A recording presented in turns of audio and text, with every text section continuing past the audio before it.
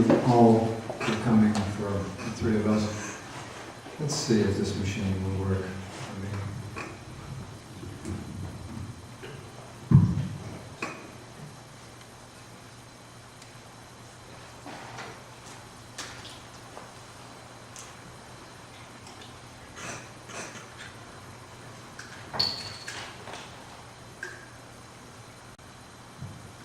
Your friend asked me. That's what I mean. His friend asked me. Friend asked me about these readers tonight. He said, "Well, you know, what's it going to be like? This, you and who else?" And I said, "Well, it's sort of like agility versus guile." So, okay. So, here we go. Guile. Actually, I'm going to read a poem, not my own, just to start with. By Cesar Miloš. And it goes like this. A day so happy, fog lifted early. I worked in the garden. Hummingbirds were stopping over honeysuckle flowers. There was no thing on earth I wanted to possess. I know no one worth my envying him. Didn't tell you the title, it's called Gift.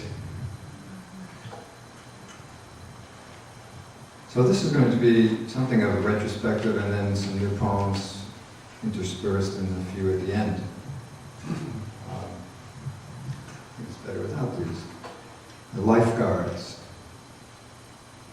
The sign says, beware of undertow. Admit everything.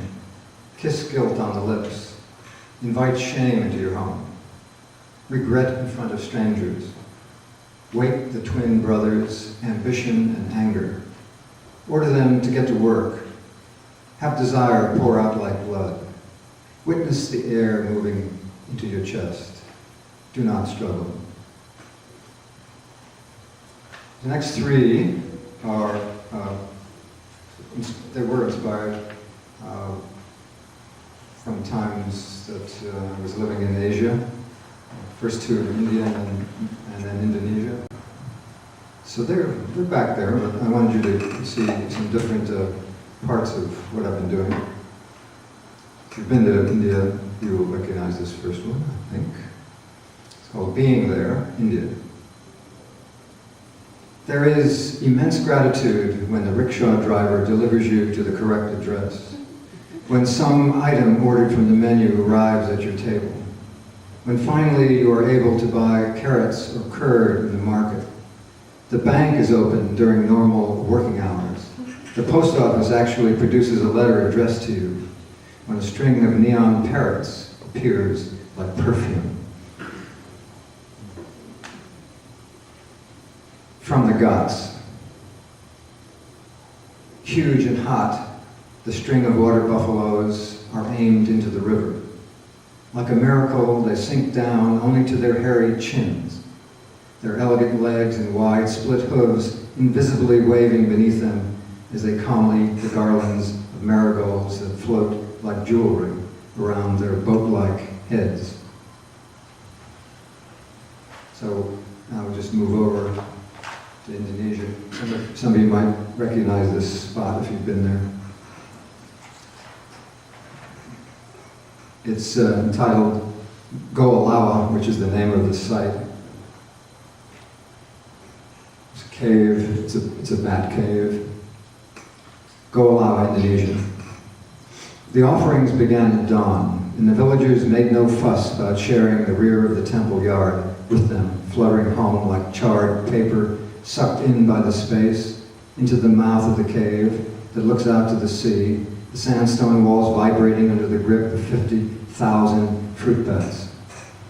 In the early light this morning, these delicate pouches of blood and bone, the same bones as the human hand, are clinging, yawning, their mouths opening, tiny and pink.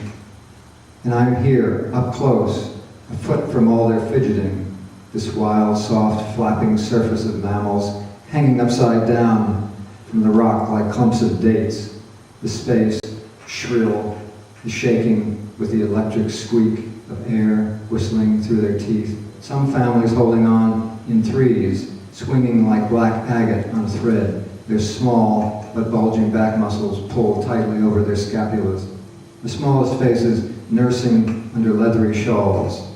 Each little muscled sac a tent of warm blood and fur. A hand wing opens as I watch, explores a new hold. His voice quickly on and off as he falls free, catches himself, circles, loops back, then a small elastic fist punches into the black dough and holds tight. I step up, deeper into his shelter, and gag on the warm, sweet gas that rises from the cave floor. I stare at 100 wringing hands, their tongues licking yards of stretched wing, some preening, some lying back asleep, their eyes half open. When the bushes above my head, at the rim of the cave, begin to shake, their voices reaching another frequency, as the 5-foot monitored lizard, defying gravity, peers in from above, into this funhouse of shrieking mammals, his flesh cased in cold blood.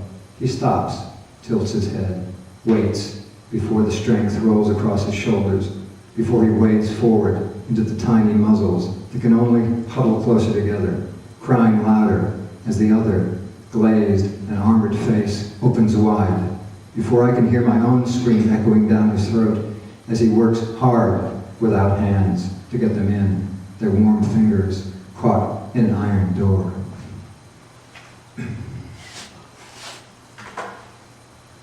Which is better, with the glasses or without?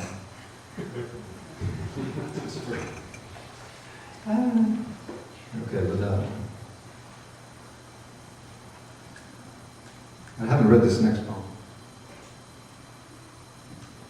but it's not an absolute new poem. The title is this. This is the title. There's a line of Rilke's from his notebooks that sort of inspired it, did inspire it. And the line is, all the lost fears are here again. This, whatever it is always within the sound of your voice, the echoing of your staunch physical heart.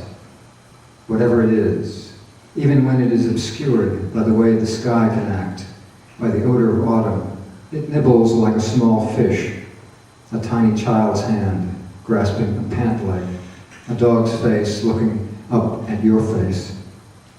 Blatantly, it exists at the center of the sound the speeding ambulance makes, exists in an evening before an ambush.